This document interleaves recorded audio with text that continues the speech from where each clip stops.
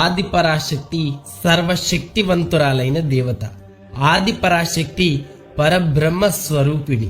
శ్రీమద్దేవి భాగవత పురాణంలో ఈ సమస్త సృష్టి యొక్క మూల సృష్టికర్త, పరిరక్షకురాలు మరియు వినాశకారి ఆది పరాశక్తి అని ప్రస్తావించబడింది. అలాగే శ్రీమద్దేవి భాగవత పురాణం ప్రకారం త్రిశక్తులైన సరస్వతి, లక్ష్మి, పార్వతిని మరియు త్రిమూర్తులైన బ్రహ్మ, విష్ణువు మరియు మహేశ్వరులను ఆది పరాశక్తి సృష్టించిందని ప్రస్తావించబడింది. అయితే ఆదిశక్తి అంటే ఏమిటి? ఆదిశక్తి త్రిమూర్తులను మరియు త్రిశక్తులను ఎలా సృష్టించింది? సప్త మాతృకలు అంటే ఎవరు? నవగ్రహాలను పాలించే శక్తులు ఎవరు? శక్తి లేకపోతే శివుడంతటి వాడు కూడా శవంతో సమానం అనేది ఎంతవరకు నిజం? శివుడికి ఎంతమంది భార్యలు? అలాగే పార్వతి ఎన్నిసార్లు ఈ భూమిపై అవతరించింది? కాబట్టి రండి, వీటితో పాటు ఇంకా మరెన్నో ప్రశ్నలకు సమాధానాలను ఈ వీడియోలో తెలుసుకుందాం.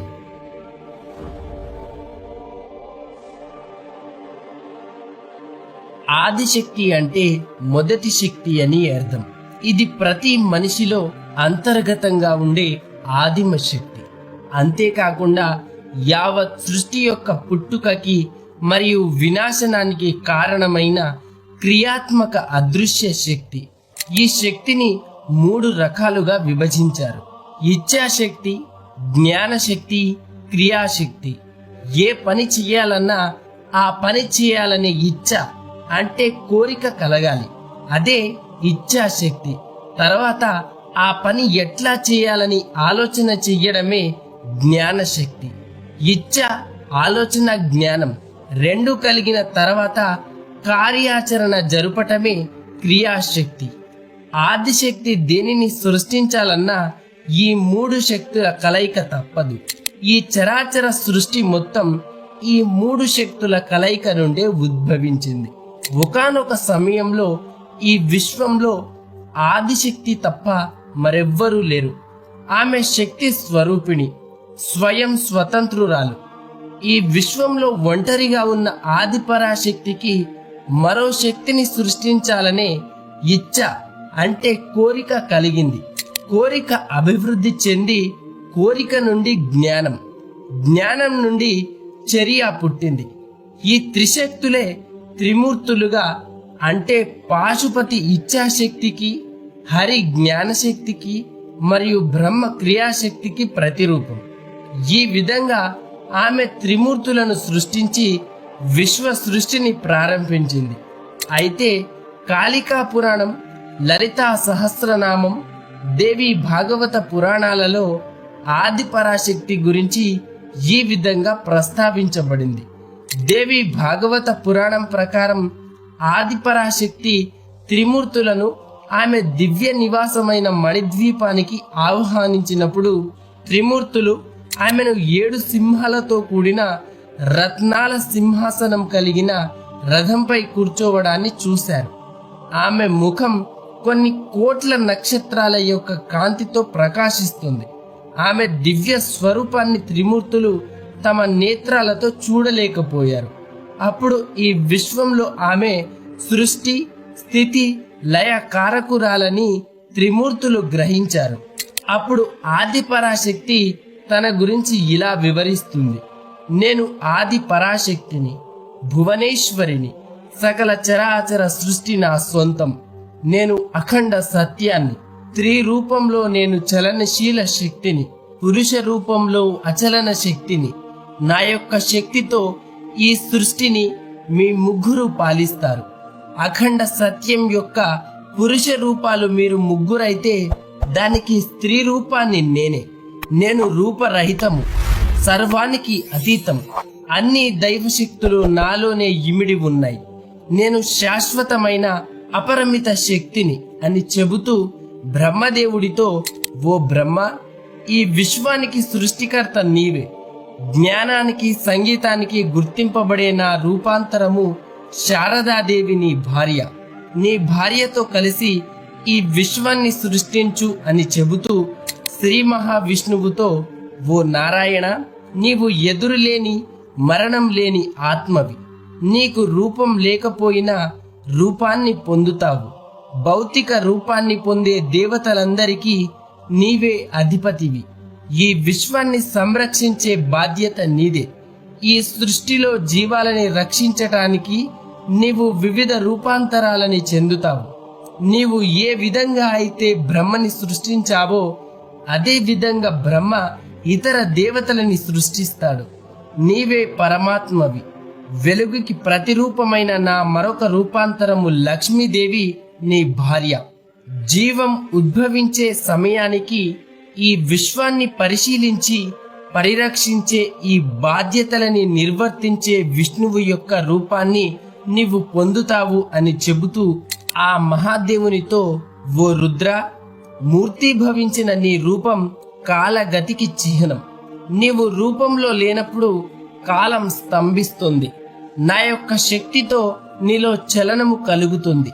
ఈ శక్తి ద్వారానే విశ్వ వినాశనానికి, దాని పునర్నిర్మాణానికి కారకుడవు అవుతావు. మహాశక్తిని అయిన నేనే నీ భార్యను. లక్ష్మీ సరస్వతులు కేవలం నాలోని భాగాలు.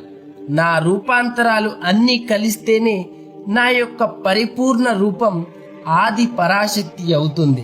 నీ ధ్యాన శక్తి వలన నా యొక్క అన్ని రూపాంతరాలను నీవు మించిపోతావు. అప్పుడే నేను నీ ఎడమ భాగము నుండి శక్తి రూపంలో అవతరిస్తాను అని అంటుంది. దేవి భాగవత పురాణం ప్రకారం బీజమంత్రమైన క్లీంని జపిస్తూ శివుడు ఆదిశక్తిపై దృష్టి కేంద్రీకరించి వేల ఏళ్ల కొలది ధ్యానం చేస్తాడు. శివుడి ఎడమ భాగము నుండి సిద్ధిధాత్రిగా రూపాంతరము చెంది శివుడికి ఆదిశక్తి ప్రత్యక్షమవుతుంది. దానితో శివుడు అర్ధనారీశ్వరుడిగా, అంటే అతని శరీరం సగం పురుషుడిగా మరియు సగం స్త్రీగా కనిపిస్తుంది. శివ పురాణం ప్రకారం సృష్టి విస్తరించడం లేదని గమనించిన బ్రహ్మదేవుడు ఆందోళన చెంది శివుడి కొరకు తపస్సు చేస్తాడు. శివుడు తన తపస్సుకు మెచ్చి అర్ధనారీశ్వరుడిగా దర్శనమిస్తాడు. బ్రహ్మ అర్ధనారీశ్వర శివుడి రూపాన్ని పూజిస్తాడు. అతని పూజకు సంతోషి మరెవరో కాదు, ఆది పరాశక్తి యొక్క మరో రూపమే సౌందర్యానికి దేవత అయిన దుర్గాదేవి. దుర్గాదేవిని ప్రకృతి అని కూడా అంటారు. దుర్గాదేవి సాత్విక, రాజసిక, తామసిక గుణాలు మూడు కలిసిన ఆది పరాశక్తి యొక్క భౌతిక రూపం. బ్రహ్మ శివుడి నుండి వేరు చేయబడిన శక్తితో ఈ ప్రపంచాన్ని సృష్టించాడు. అయితే ఈ అనంత విశ్వానికి అధినేత్రి అయిన ఆది పరాశక్తికి రూపం లేదు. మొదటి శక్తి తానే కావటం మూలాన ఇతర దేవతలకి కూడా తానే మూలము. అందుకే ప్రపంచ సృష్టి పూర్తయిన తర్వాత ఆది పరాశక్తి యొక్క శాశ్వతమైన విశ్వశక్తికి ప్రత్యేక అస్తిత్వం అవసరం లేదు. అందుకే దానిని తిరిగి శివుడితో ఏకం చేయాలని బ్రహ్మ విష్ణువులు ఇద్దరు నిర్ణయించుకున్నారు. ఇక్కడ శక్తిని శివుడితో తిరిగి ఏకం చేయడం అంటే బ్రహ్మ తపస్సు చేసినప్పుడు శివుడు బ్రహ్మకి అర్ధనారీశ్వరుడిగా దర్శనమిచ్చాడు. బ్రహ్మ కోరిక మేరకు బ్రహ్మ విష్ణువులు ఇద్దరు నిర్ణయించుకుంటారు. ఎప్పుడైతే శక్తి శివుడితో ఏకమవుతుందో అప్పుడే ఈ సృష్టిలో కదలిక ఏర్పడుతుంది. అందుకే ఆదిశక్తి అవతారం ఎత్తి సతీదేవిగా పిలువబడింది. దురదృష్టవశాత్తు విషాదకరమైన సంఘటనల సమయంలో సతి తన భౌతిక రూపాన్ని త్యాగం చేయాల్సి వచ్చింది.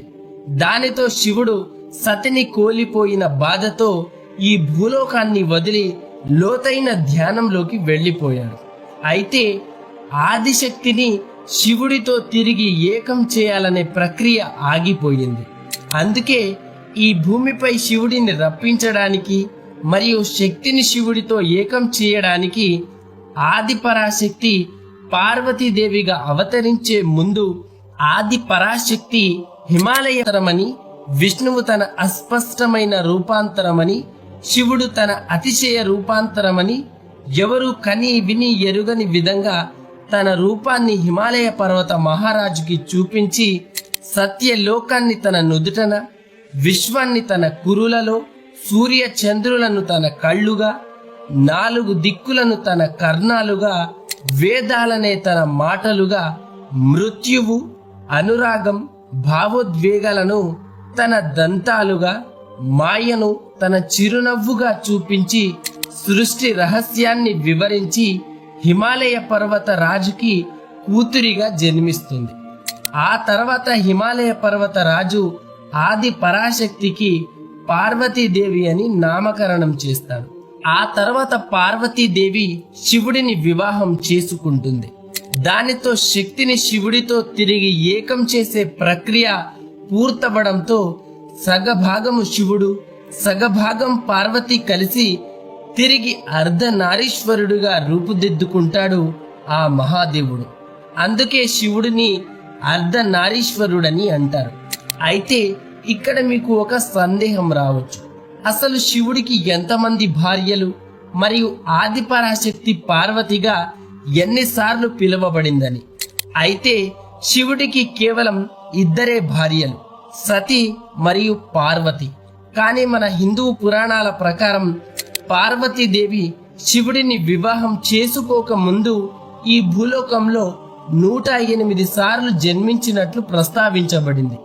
అయితే ఇక్కడ మనం తెలుసుకోవలసిన ముఖ్యమైన విషయం ఏమిటంటే, ఆదిపరాశక్తి తన మొదటి అవతారంగా బ్రహ్మదేవుడి సతి అయిన మహాసరస్వతిగా అవతరించింది. అంతేకాని సరస్వతిని బ్రహ్మ సృష్టించలేదు, అలాగని బ్రహ్మ తన కూతురిని వివాహం చేసుకోలేదు అని కూడా అంటారు. బ్రహ్మ కోరిక మేరకు శివుడి నుండి వేరు చేసిన ఆదిపరాశక్తి రూపమే దుర్గాదేవి. అలాగే సప్త మాతృకలైన బ్రాహ్మణి, వైష్ణవి, మహేశ్వరి, ఇంద్రాణి, కౌమారి, వారాహి మరియు చాముండిల పుట్టుక కూడా ఆదిపరాశక్తి నుండే జరిగింది. ఆదిపరాశక్తి యొక్క వివిధ అవతారాలకి దక్షిణ భారతదేశంలో పలు ప్రదేశాలలో పలు ఆలయాలు ఉన్నాయి. గ్రామీణ ప్రజలు అమ్మవారే గ్రామాన్ని రక్షిస్తుందని, ఊరి బాగోగులను చూసుకుంటుందని, రోగాలను నయం చేస్తుందని నమ్ముతారు. సంవత్సరానికి ఒకసారి అమ్మవారి జాతరని అత్యంత ఉత్సాహంగా నిర్వహిస్తారు. మహంకాళి, కనకదుర్గ, లక్ష్మీదేవి, మీనాక్షి, గంగమ్మ, కామాక్షమ్మ, ఎల్లమ్మ, పోచమ్మ, మరియమ్మ, ముత్యాలమ్మ, పోలేరమ్మ అని వివిధ రూపాలలో పూజిస్తారు. అయితే ఈ రూపాలన్నింటినీ ఆదిపరాశక్తి యొక్క రూపాంతరాలుగా చెప్పవచ్చు. అంతేకాకుండా ఆదిశక్తియే నవగ్రహాలన్నింటినీ నియంత్రిస్తుంది. అంటే ఆదిపరాశక్తి అనేది భౌతిక శక్తి, విద్యాశక్తి, మాయాశక్తిగా తనని తాను విభజించుకొని అవతారాలను ఎత్తింది. దైవక్రమాన్ని నడిపించే నవగ్రహాలు భౌతిక శక్తి నుండి మరియు దశావతారాలలో ఒకటైన కాళి విద్యాశక్తి నుండి, అలాగే యోగమాయ, మాయ మరియు మహామాయలు మాయాశక్తి నుండి అవతరించి జీవాలను భ్రాంతుల నుండి రక్షించి పరమాత్మ వైపు నడిపించేలా చేస్తాయి. దుర్గాశక్తుడిని, సిద్ధిదాత్రి కేతువుని, కాత్యాయిని దేవగురు బృహస్పతిని, బ్రహ్మచారిని కుజుడిని, శైలపుత్రి చంద్రదేవుడిని, స్కందమాత బుధుడిని మరియు చంద్రఘంట రాక్షస గురువు శుక్రుడిని పాలిస్తున్నాయి. శ్రీదేవి భాగవత పురాణం ప్రకారం విద్యాశక్తి మళ్ళీ 10 భాగాలుగా విడిపోయి విష్ణువు యొక్క 10 అవతారాలకు అసలు మూలంగా ఉద్భవించింది. వీటినే జ్ఞాన దేవతలని అంటారు. ధూమావతి నుండి మత్స్య అవతారం, బగ్లాముఖి నుండి కూర్మావతారం, భైరవి నుండి వరాహ అవతారం, చిన్నమస్తా నుండి నరసింహ అవతారం, త్రిపుర సుందరి నుండి వామనావతారం, మాతంగి నుండి పరశురామ అవతారం, తారా నుండి శ్రీరాముడి అవతారం, కాళి నుండి శ్రీకృష్ణుడి అవతారం, కమల నుండి బుద్ధుడి అవతారం మరియు భువనేశ్వరి నుంచి కల్కి భగవానుడు అవతరించబోతున్నాడు. అయితే ఆదిశక్తి తనని తాను యోగమాయ, మాయ, మహామాయగా విభజించుకుంది. యోగమాయ మహామాయని, మహామాయ మాయని నియంత్రిస్తుంది. ఆధునిక వైజ్ఞానిక ఆవిష్కరణలలో శక్తి యొక్క భావము పురాణాలలోనిదే. శక్తి దేనిపై ఆధారపడదు. ఈ అనంత విశ్వం సర్వం శక్తిపైనే ఆధారపడి ఉంటుంది. ఈ విశ్వం వినాశనమైపోయినా శక్తి మాత్రం ఎప్పటికీ సజీవంగానే ఉంటుంది. కృష్ణ శక్తి సృష్టి వినాశనానికి నాంది కాగా, శూన్య శక్తి సృష్టి పునర్నిర్మాణానికి నాంది. వినాశనానికి తర్వాత పునః సృష్టికి ముందు చైతన్యంగా ఉండే శక్తిని పవిత్ర శక్తి అంటే సాక్రెడ్ ఎనర్జీ, జీరో ఎనర్జీ లేదా మహోన్నత మేధస్సు, సుప్రీం ఇంటెలిజెన్స్ అని అంటారు. దేవి భాగవత పురాణం, చతుర్వేదాలు కాలిని కాలంతో పాటు ముందుకు తీసుకెళ్లి నాశనం చేసే కృష్ణ శక్తితో పోలుస్తాయి. లలితాదేవి అండపిండ బ్రహ్మాండాన్ని సృష్టించడం, అది విస్ఫోటనం చెందడం, తర్వాతి కాలంలో ఈ విస్ఫోటనమే విశ్వంగా అవతరించటం వంటి విషయాలు నేడు మనం చదువుకుంటున్న బిగ్ బ్యాంగ్ థియరీతో పోలికలు ఉన్నాయి. ఇది విన్న తర్వాత చాలా మందికి చాలా ప్రశ్నలు వస్తుంటాయి. వాటన్నిటికీ సమాధానం ఇప్పుడు నేను చెప్పినది మీరు సరిగ్గా అర్థం చేసుకుంటే దానిలోనే మీకు సమాధానం దొరుకుతుంది. శివపురాణం, విష్ణు పురాణం వంటి వాటిలో త్రిమూర్తులే గొప్పవారని, త్రిమూర్తులను ఎవరూ సృష్టించలేదని, స్వయంగా ఉద్భవించారని, త్రిమూర్తుల శక్తి గొప్పదని ప్రస్తావించబడింది. కానీ ఆదిపరాశక్తి అంటే ఎవరు, తను ఎప్పుడు ఎలా జన్మించినదని మాకు అర్థమయ్యేలా తెలియజెప్పండని మునులు, మహామునులు అందరూ శ్రీకృష్ణుడి వద్ద పురాణాలని తెలుసుకున్న సుతుడిని అడుగుతారు. అప్పుడు సుతుడు ఇలా సమాధానం ఇచ్చాడు. ఈ ప్రశ్నలకి సమాధానం ఎవ్వరూ ఇవ్వలేరు. బ్రహ్మ, నారద మహర్షుల వంటి గొప్పవారినే ఈ ప్రశ్నలు అయోమయానికి గురి చేస్తాయి. శ్రీ మహావిష్ణువే సకల శక్తులు కలిగినవాడు, సర్వంతర్యామి అని కొందరు భావించి అతన్ని పూజిస్తారు. మరికొందరు అర్ధనారీశ్వరుడే గొప్పవాడని అంటారు. వేదాలలో సూర్యుడే పరమాత్మ కావటం వలన సూర్యుడిని ఆరాధించటమే ఉత్తమమని ప్రస్తావించబడింది. కొందరు బ్రాహ్మణులు అవగాహన, హేతువు, వేద మంత్రాలను ఆధారాలుగా చూపితే మరికొందరు పోలిక, పరిస్థితులు, సత్య శోధన, సూత్రాలు, సాక్ష్యాలని ఆధారంగా చూపారు. కానీ పరమాత్మ సృష్టి మూలల గురించి తెలుసుకోనటానికి ఈ ఆధారాలు ఏమాత్రం ఉపయోగపడవని వేదాంతం తెలుపుతుంది. అయితే ప్రత్యక్షంగానో పరోక్షంగానో అందరూ శక్తిని మాత్రమే స్మరిస్తున్నారు. అతి సూక్ష్మ కీటకం నుండి అతి విశాల విష్ణు స్వరూపం వరకు శక్తియే సర్వంతర్యామిగా వ్యాపించి ఉంది. కృష్ణుడు, శివుడు శక్తిమంతులే అయితే వారి కంటే ముందు ఉనికి గల, వారిలో అస్తిత్వం గల సర్వశక్తియే వారిని శక్తిమంతులుగా చేస్తుంది. కావున శివుడు, విష్ణువు ఇరువురు సృష్టికి ఆద్యులు కారు. శక్తియే ఆదిమం.